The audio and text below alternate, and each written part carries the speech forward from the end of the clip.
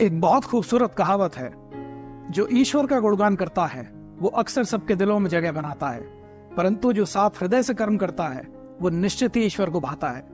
नमस्कार दोस्तों, मेरा नाम है अभिषेक। फिर से हाजिर हूँ एक नई कहानी, नई सीख के साथ। उम्मीद है आपको कहानी पसंद आएगी, तो प्लीज कमेंट करके जरूर बताइएगा। अकबर बीरबल की कहानी हम सभी ने सुनी है और हम सब जानते हैं कि बीरबल बहुत बुद्धिमान थे और अपने इसी गुण की वजह से वो अकबर के सबसे ज्यादा करीबी थे।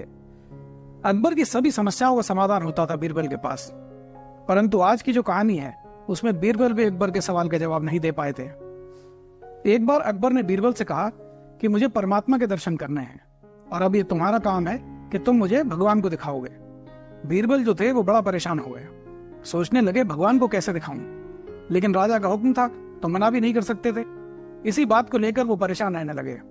एक दो दिन बीत गए, अकबर को फिर से याद आया। उन्होंने फिर से बीरबल से कहा कि वो तुम्हें एक काम दिया था, उसका क्या हुआ, कब दर्शन करवा रहे हो भगवान के।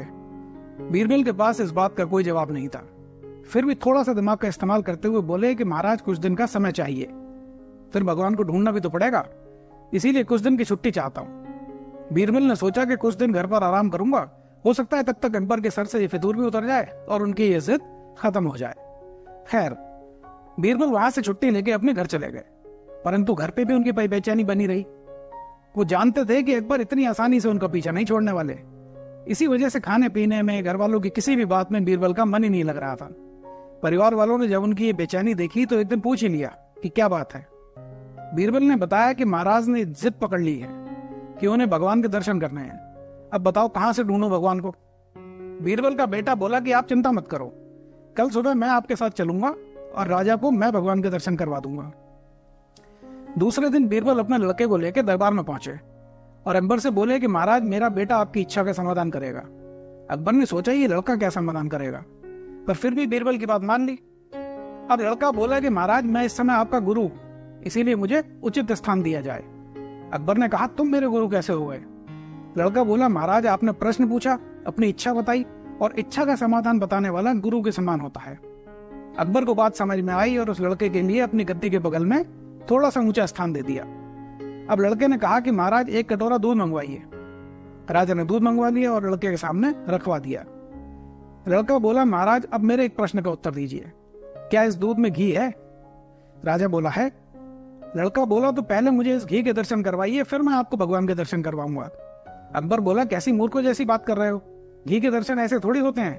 पहले दूध को गर्म करना पड़ता है, फिर उसको ठंडा करना पड़ता है, उससे जो मलाई जमती है उसे मतनी से मथा जाता है जिससे मक्खन निकलता है, फिर उस मक्खन को कढ़ाई में गर्म किया जाता है, उसके बाद जब उसमें से बचा हुआ वेस्ट पदार्थ हटाया जाता है तब कहीं जाकर घी के दर्शन होते हैं, ऐसे ही थोड़ी घी दिख जाएगा। लड़का मुस्कुराया और बोला कि महाराज यही आपके प्रश्न का समाधान है। व्यक्ति को जीवन के संघर्षों से लड़ना पड़ता है, कठोर साधना करनी पड़ती है, ज्ञान की अग्नि में तपना पड़ता है, तब कहीं जाकर प्रभु के दर्शन होते हैं। अकबर ने उस लड़के को प्रणाम किया और बोले कि तुम वाकई मेरे गुरु हो। दोस्तों, जिस प्रकार मक्खन को गर्म करने के बाद भी घी प्राप्त करने के लिए उसमें से वेस्ट पदार्थ हटाना पड़ता है, उसी प्रकार सिर्फ साधना करने से, प्रभु का नाम जपने से या ज्ञान प्राप्त करने मात्र से ही ईश्वर की प्राप्ति नहीं होती। उसके लिए हमें अपने अंदर से छल, कपट, लालच, क्रोध, नफरत, जलन, इन जैसे विकारों को निकालना पड़ता है। ईश्वर को जानने के लिए बहुत कुछ करना पड़ता है, परंतु उन्हें ढूंढने की आवश्यकता नहीं है। वो तो इस संसार की हर वस्तु में मौजूद है, आपके अंदर, मेरे अंदर, हर जीव जंतु में, पेड़ पौधे में, इस प्रकृति की बनाई हर चीज में ईश्वर का अंश है और उसे ही ईश्वर समझना चाहिए। जीवन में सबसे प्रेम भाव रखें, अच्छे कर्म करें और अपना हृदय साफ रखें, भगवान दर्शन अवश्य देंगे। अगर आपको ये कहानी पसंद आई हो तो इसे ज्यादा से ज्यादा लोगों तक शेयर करें, इसी उम्मीद के साथ कि आप सब पर प्रभु की कृपा बनी रहे। आज के लिए धन्यवाद। जल्द मिलते हैं एक नई कहानी के साथ, तब तक के लिए अपना और अपनों का बहुत ख्याल रखिए।